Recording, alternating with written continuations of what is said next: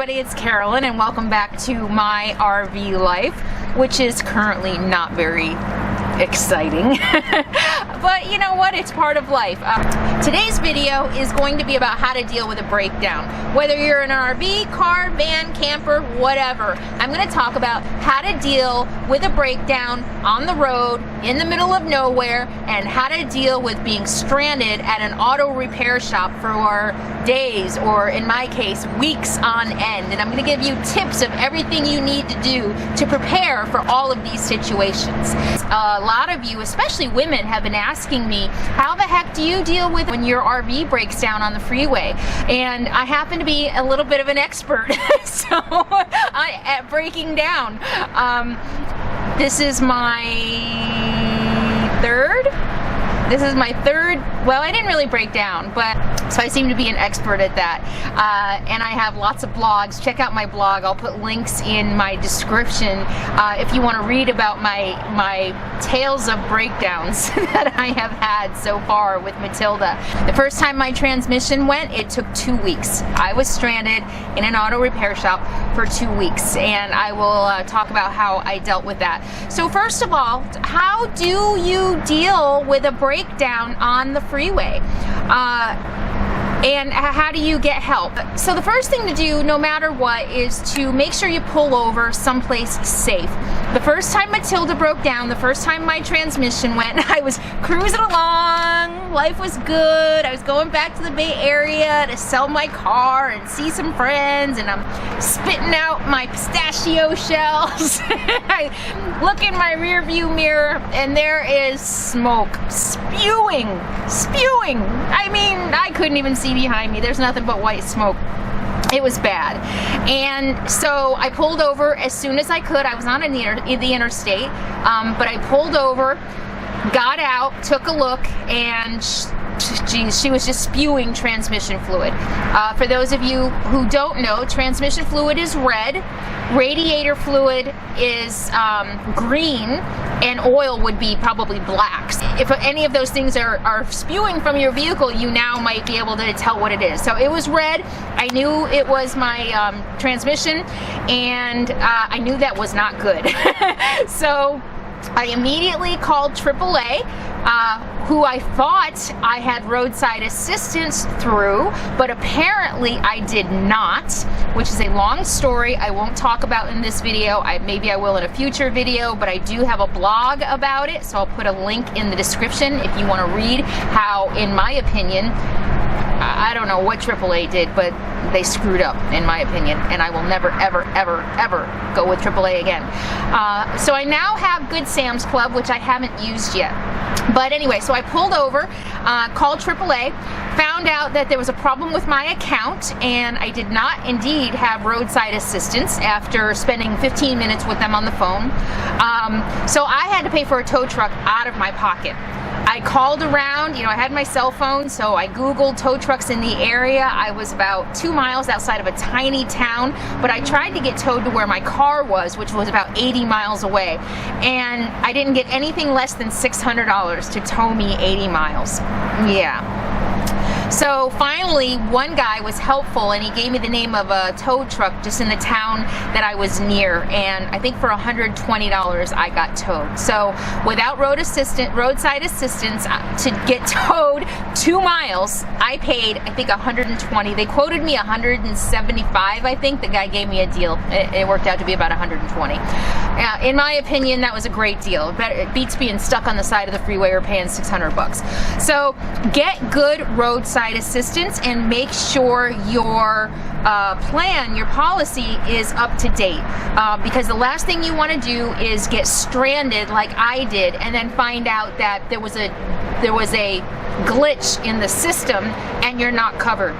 So I had a card, I paid everything. Long story. Oh, I'm mad. Got towed to the closest and only garage, which was a couple miles away. and that's where I got my work done. They didn't rebuild my transmission because they don't rebuild transmissions, but they subcontracted that out. Somebody else built the transmission and then sent it to them, and they installed it for me. And that is the shop that I was stuck at for 2 weeks. So we'll get to that in a minute. A couple things I want to talk about as far as dealing with or preventing breakdowns. Something I learned from my ex-husband, who was a truck driver, for part of the time we were married, is that they always have to do pre-trip inspections. Every time a big rig driver gets in his truck, they have to do a walk around, and they have certain things that they need to check before they get on the road for safety. And I have gotten into the habit of doing that with my RV. There's a lot of moving parts, there's a lot of doors, there's a lot of things that if not closed, I could lose stuff, or it could break off and cause an accident or whatever. So I've gotten in the habit of doing a walk around every time I move my RV. Check things like your tires, just to, you know, you don't want to get a flat tire on the road. I check my fluids very regularly, probably at least once a month. I check my transmission fluid, my oil, my brake fluid, and my power steering fluid. So make sure those are up to date. You really need to be diligent about that, because those are some of the biggest reasons you can have mechanical issues on the road. So you really need to make sure you take care of your RV. Do the walk around, check your fluids. Those are just some really good preventative things that you can do. If you have a breakdown on the road, like I said, pull over, make sure you're safe, have good roadside assistance. I now have Good Sam. I have their car and RV standard because their platinum just didn't make sense. It was for like trailers and extra RVs, which I didn't have. But I paid about $70 a year on special, and it covers any self-contained motorhome, fifth wheels, and pop-up campers. And it covers 100% of your towing to the nearest service center, unlimited. It could be up to 500 miles, they said. They said they don't care if it's 5 or 500 miles, they will tow you for free to the nearest service center. Not the one of your choice, of course, to the nearest one, I'm assuming. They also have roadside assistance, accident coverage, and a lot of other great benefits. So I haven't used it yet, so I can't speak from experience how well it works, but it seemed like a good deal for the plan that I got. So have good roadside assistance, do some preventative things, pull over to the side of the road, make sure you're safe, and if you do have to call a tow truck and you don't have coverage, call around and see if you can find the best deal. The other thing a lot of you ask me, because I do go to remote locations, BLM land, and a lot of times, actually not so much anymore because I have to work, but there are times that I go and I don't even have a cell signal. How would I deal with a breakdown in that situation? Well, I'm a backpacker. I carry backpacking gear. I have lived in the wilderness with nothing but my backpack for 26 days, and I've hiked, 250 miles. So I know that no matter what, if I have to hike out, I can. And that's not a big deal. If I have to hike to a cell phone connection or to a town to get help, I know that I can do that. I have all the backpacking gear I need. I have my tent, I've got a stove, I have everything I need to survive as long as I need to in the wilderness or wherever I am until I can get help. But most of the time I'm not that remote. I can't get that remote in a giant Class C RV. I try, but I can't. All right, so the next thing is, which is the current situation I'm in. I did not break down on the freeway. I knew something was wrong with my RV, so I parked for 3 days. It was a holiday weekend until I could get an appointment at a service station. Because I knew from experience that I could be there a while, I made sure I had everything stocked up that I would need to survive if I needed to live in a yard of an auto repair shop for an extended period of time. I dumped my tanks. So I came in here with empty black and gray water tanks, so I know I'm good for 2 weeks. I can, just like if I were dry camping or boondocking in the wilderness, I can live here completely self-contained for 2 weeks. I also filled up my water, so I have a full 33 gallons of fresh water, which lasts me about 2 weeks. And propane, I've got plenty of propane, so I can cook. I have heat. So I have everything I need to live here for 2 weeks. If it takes any longer than that, we've got issues. It better not take longer than that. The other thing that I'm currently stranded in a bigger city. I'm sure Uber or Lyft would be an option if I wanted to rent a car. I've had 3 different occasions where I have needed to stay at an auto repair shop, at least overnight, and they all have been more than accommodating. Making sure that I have a place to park, I have a safe place to sleep. Being a woman alone, these guys just want to take care of me. And in both, in all 3 situations, they wanted to make sure I was safe, and they wanted to make sure I felt safe. So they have gone out of their way just to make sure I'm comfortable and safe. Nobody has ever said, no, you can't stay on my property. And they've even opened their doors wide open to me. So I don't know that you would have to worry about getting kicked out on the street with most places. You know, everybody's going to be different. I can't speak for every repair shop in the country, but the ones that I have dealt with have been very accommodating, very friendly, and again, just really worried about my safety above all else. And I appreciate that, so that I know that I do have a place to stay. If you don't, the other option is when I was in Williams, California, it was 120 miles from San Francisco. I had a friend in San Francisco. I was able to get my car, so I did have transportation and I could come and go. I went and visited my friend in San Francisco for several days, so that was lucky. Out here, I'm in Yuma, Arizona. I don't know anybody, I don't have any friends. They did give me a loaner car. A lot of auto shops will do that if your car is going to be in for a couple of days. So at least I can go to the store, I can get out and about, which really helps because I don't feel trapped in here. And you can always get a hotel. This is costing me enough. The repairs on Matilda are enough. I really don't want to have to spring for a hotel, especially since I have my home here. But getting a hotel is another option.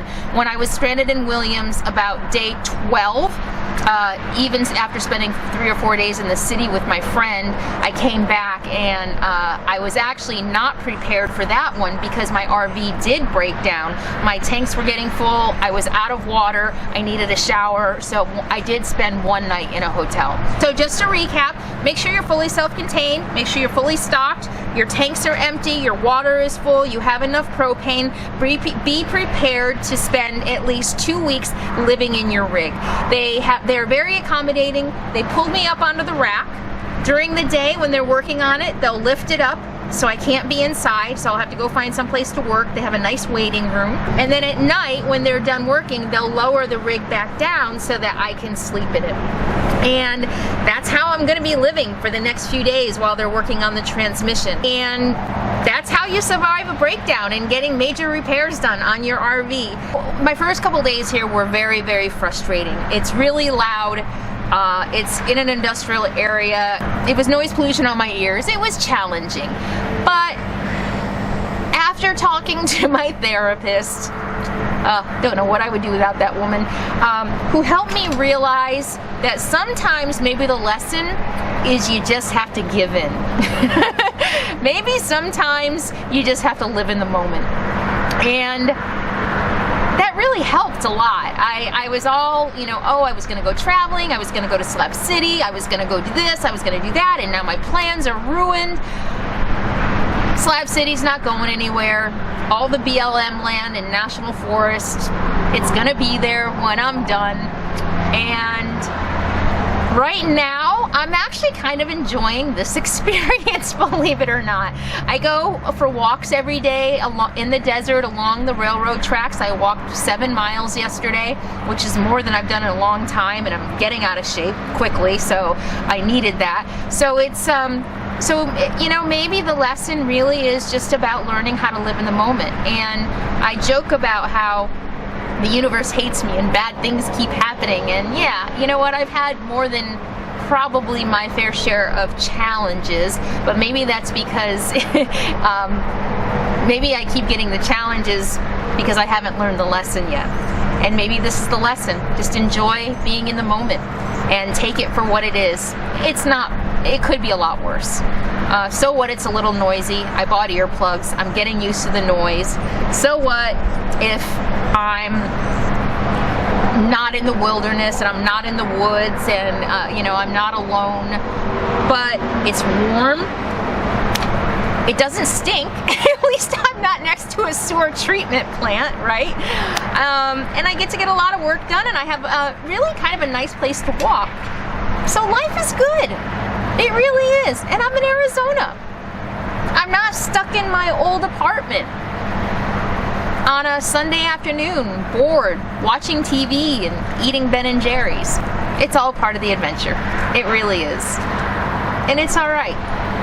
So I hope this video helped give you some ideas and maybe take the stress out of breaking down. I was really afraid at first of breaking down, but now that I've been through it, it's a piece of cake. Oh my gosh. I don't know. And until next time, thank you all for being here. I'm so glad you're part of my community. I'm so glad you have all decided to join me on this adventure. I'm really glad you're here. Be happy, be safe, and be kind.